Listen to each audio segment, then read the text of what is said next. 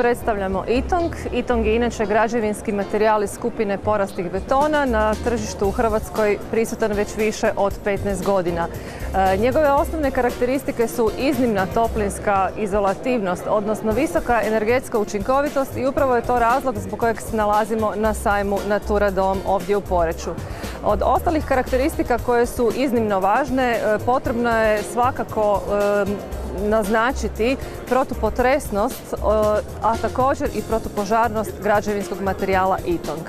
On je iznimno pogodan za gradnju obiteljskih kuća i u prilog tome govori i to što naša tvrtka ima čak i katalošku prodaju sa više od 30 projekata spremnih za gradnju kuća u Itong sustavu.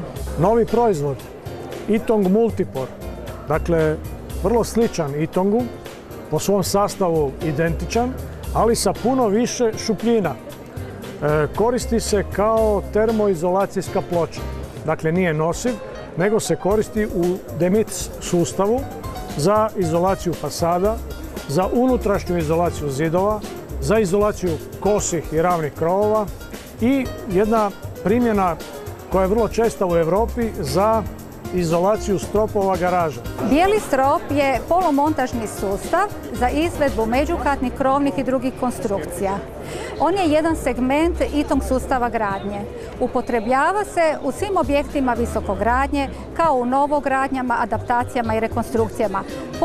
Posebno je pogodan za rekonstrukcije starih kamenih kuća koje su danas veoma aktuelne u Istri. Odlikuje ga brza i jednostavna gradnja, dobra toplinska izolacija, otpornost na požar i potres.